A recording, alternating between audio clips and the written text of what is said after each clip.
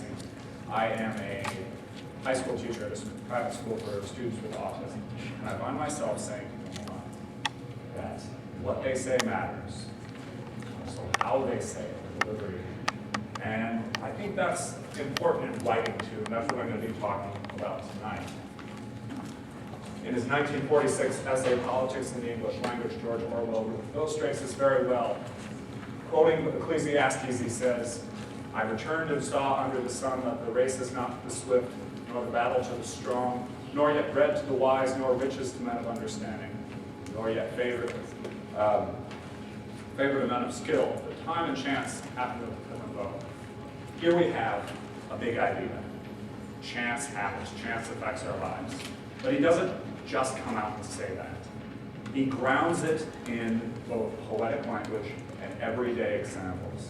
Concrete things, athletics, war, commercial success, political favor, things people experience every single day. To turn this on its head and show how much language affects meaning and content, he gives another example of rephrasing the same thing, the same exact meaning. Chance happens to us, chance affects our lives. In scientific speak, he says, objective consideration of contemporary phenomena compels the conclusion that success or failure in competitive activities is not commensurate with innate capacity, but a certain degree of the variable must be taken into account.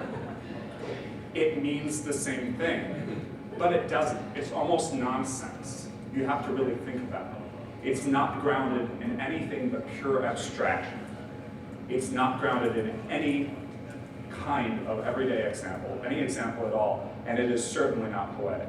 It does not carry the big idea across. The content is great. Content, having ideas is wonderful, but until you're able to marry that to ideas, you're not going to, if there's no beauty, there's not going to be any truth in what you have to say. It's not going to connect. It's not going to borrow the phrase from what we're trying to do in the Middle East, win hearts and minds. So, you all have material, and all of you are writers, so you all have a sense of how the words work. By marrying those together, whether you write poetry or not, I think you can strengthen your meaning now. When I started writing poetry, when I got serious about it, I started attending an MFA program at Landrum College. And when I got there, I didn't think my childhood or adolescence, or the brief time I spent in adulthood, I was 24 when I started, had any merit. I didn't think it was interesting. So I would, like I think a lot of people, anybody read Blue Like Jazz? Okay. After writing Blue Like Jazz, Donald Miller, I think, ran out of things to say, so he went on a lecture across America. But then he got a new memoir. I tried to do a little bit of that. Not that it was my sole motivation, but I went to Peru, I went to Cornwall, I did all these cool things, I drove Route 66, and I thought that would give me something to say, but it didn't. I thought if I tried to get my big ideas out there, that'd be great. If I tried to sound poetic and fancy, that'd be great. But it didn't work out. I was so jealous of writers like Seamus Heaney, who grew up in Ireland during the Troubles on a farm and could write all this beautiful stuff about farm machines and digging potatoes and having a gun held to his head. I thought, oh, if only he had a privileged life, not economically, but poetically. That's great. I came to understand later that his poetry is great, not because of the life he had, but because of how he writes, how he connects his big ideas to language and to poetics. And as I developed at Bennington, I remember I knew I was getting better because one of my professors said in his evaluation of my midterm evaluation, he said, Matthew has done a good job of coming down into the real world from his neo-Victorian twilight haze. So, I have a handout for you. Who's got that? Yes, okay.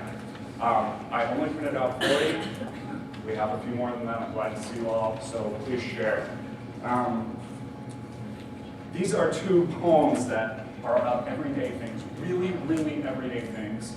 And so I'm going to read this first one. This is by Muir Dubnell, translated by Michael Longley out of the Irish. It's all the same to the morning when it dawns on the bickering jackdaws in the leafy trees, on that dandy from the wetlands, green mallard, stylish glissando among the reeds, on the moorhen whose white petticoat flickers around the bog hole, on the oyster catcher, on tiptoe or low tide. It's all the same to the sun what it rises on the windows and houses in Georgian squares, on bees swarming to blitz suburban gardens, on young couples yawning in unison before doing it again, on dew like sweat of tears, on lilies and roses, on your bare shoulders. But it isn't at all the same to us that nighttime runs out, that we must make do with today's happenings and stoop and somehow glue together the silly little shards of our lives so that our children can drink water from broken bowls, not from cupped hands. It isn't the same at all. I heard her read this at Grand Valley, and I loved this poem. It's about waking up in the morning. I mean, that's like every blues song, right? I woke up this morning, right? Okay, this is not that complicated. We all woke up this morning. She found a way to write about it. She talked about birds and sun and houses. She connected her big idea of life is hard into this and made it work through great poetic language. This next one is about something. I want to show of hands here. How many of you have hit a deer before? Okay, a fair amount. This is Michigan, right? Good state to hit deer in. And this is a poem about hitting a deer. Traveling Through the Dark by William Stafford. Traveling through the dark, I found a deer dead on the edge of the Wilson River Road. It's usually best to roll them into the canyon. That road is narrow. To swerve might make more dead. By the glow of the tail light, I stumbled back at the car and stood by the heap, a doe, a recent killing. She had stiffened already, almost cold. I dragged her off. She was large in belly. My fingers touching her side brought me to reason. Her side was warm. Her fawn lay there waiting, alive, still, never to be born. Beside that mountain road, I hesitated. The car aimed ahead, its lowered park lights. Under the hood, heard the steady engine. I stood in the glare of the warm exhaust turning red. Around our group, I could hear the wilderness listen. I thought hard for all of us, my only swerve, then pushed her over the edge into the river. This poem just captures maybe a 5-minute episode. And it's a terrible thing somebody would have to do, but there's really nothing else he could have done. And there's so many great poetic moments in here, but it's about hitting a deer. It's not about traveling off to Paris and finding love, or going through the bazaar in Timbuktu, something I don't recommend at this current juncture in history. So, content. We all experience things. I see we've got some college students here. Do we have anybody in high school? Yes, this is excellent. Okay, high schoolers. It doesn't take long in life to experience death, love, jealousy, boredom, all the things of poetry. You've gone through all the range of emotions already, so have the rest of you. These are the things that poetry is about. They're not about grand exotic adventures, or I read too much Lord Byron when I was in college, so I wanted to go swim across the Hellespont or fight in the war for Greek independence and write poetry about that. But that's not what poetry is about. Poetry is about life. It's about the human condition, and every human experiences that human condition. It's also about sound. Poetry is the oldest form of literature. Prose was invented along with writing. Prose was invented for record keeping. Prose is a wonderful thing, and it can have poetic moments and great moments, and I love reading novels. But prose was invented for the clay tablet, or the tablet PC. Poetry stems from an oral tradition. Sitting around the campfire, singing, Homer going around from city to city with his harp. Poetry is about memorization and recitation. It's about the mouth. Even if you're just reading it on the page, it needs to work sonically. Your brain is still making those noises in your head. And poetry should be read out loud too. The painter Edgar Degas, he wanted to write poems. And he said to his friend, the poet Mallarmé, he couldn't seem to write well, but he had lots of ideas. And Mallarmé turned to him and said, "My dear Degas, poems are made of words, not ideas." He said, even the most noble subject for a statue, that statue fails if the marble cracks. It's the same way with poetry. You can have the best idea, the greatest concept, a nice turn of ideas or some kind of surprise ending, but unless you're marrying your content to sound, it's not going to work. The marble will crack. So, I started thinking about this a lot during my time in the MFA. And I went to AWP conference in Chicago in 2010, and I heard Paul Muldoon, he's the poetry editor for the New Yorker, speak. And one of the things he did was share some of his song lyrics. He's in a band called Moondoggie with Eddie Money. And he read some of his song lyrics, and there was a great poetic moment. I wish I knew what song it was from, but I remember the line. I remember most of the thing. But I've written it down. This is our participation part of the lecture, talk, whatever this is. I'm a teacher, so I'm used to lecturing. But he had a song about going on a date with a Jewish girl. And the dad is talking to him and says this line, among others, "Remember the Mishnah's a misogynistic hodgepodge. I want you all to say that out loud. Give it a try. Don't be shy. Turn to the person next to you." The Mishnah.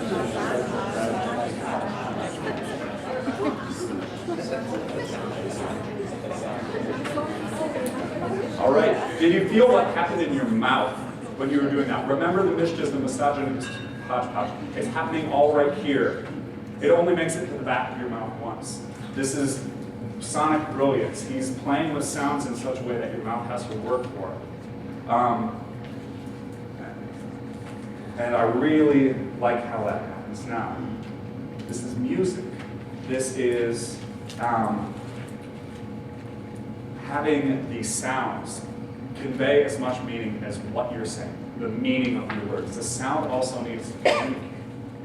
Music, in fact, having music in your poetry, or music in music, take some of the top 40 hits, call me maybe anyone, music, a good catchy thing, a good use of masterful music, can save something. Take the song Sweet Home Alabama. Read it like a poem. Sweet Home Alabama, where the skies are so blue. Sweet Home Alabama, Lord, I'm coming home to you. That's terrible. Add some guitar, and it's the Southern National Anthem. Music can save something, and if music can save bad content, think of what it can do for good content.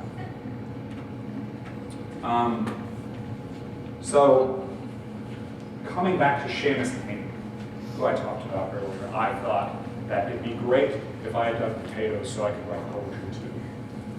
And then, reading him later, as I had a deeper understanding of poetry, like I said, I understood that was not where the poetry was happening.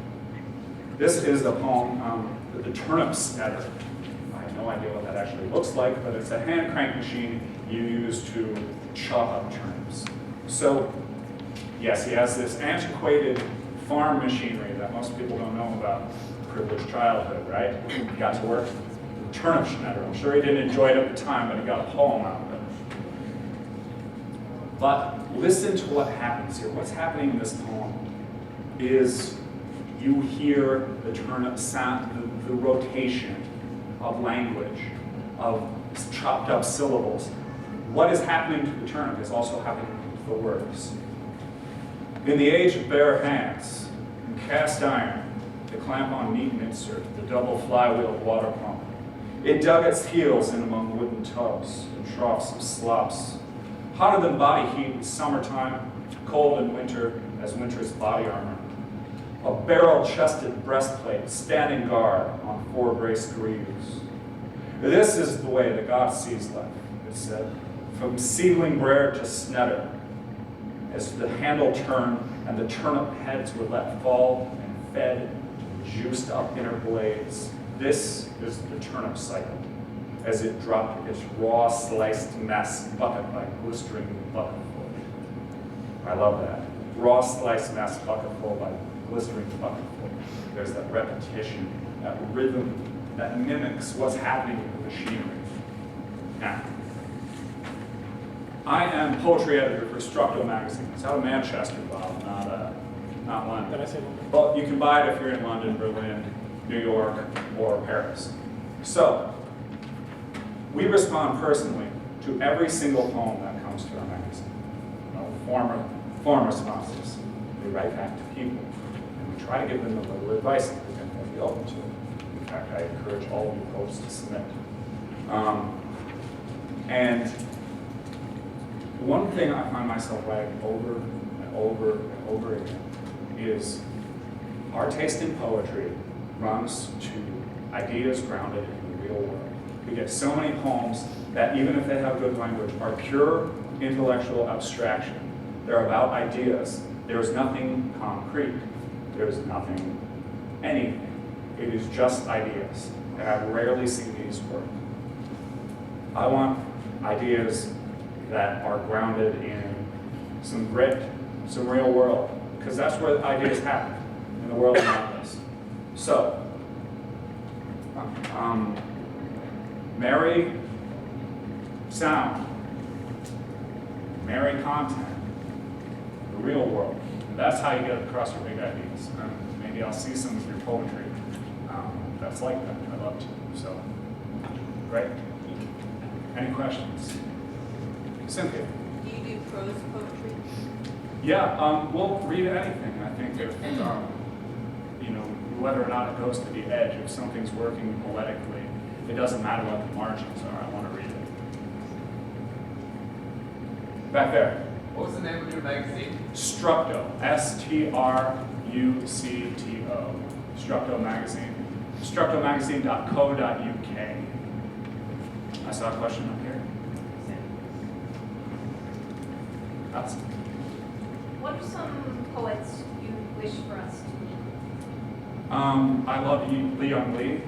I think he does a very nice job of kind of this quiet, domestic tranquility with a lot happening. It's kind of like I live on a lake and we have swans. And you have the swans regionally gliding across the water, but underneath the surface of the feet are going crazy. That's what I like to see in poetry. And Liam Lee does a great job of that. I mentioned Seamus Heaney and Paul Muldoon. Those are both Irish writers, and they do a great job of using language in kind of a mouthy way that gets across this point. Which one? Lee on Lee. It's L-I, then young, a young guy, and dash L-E-E. Questions? All right, thank you very much.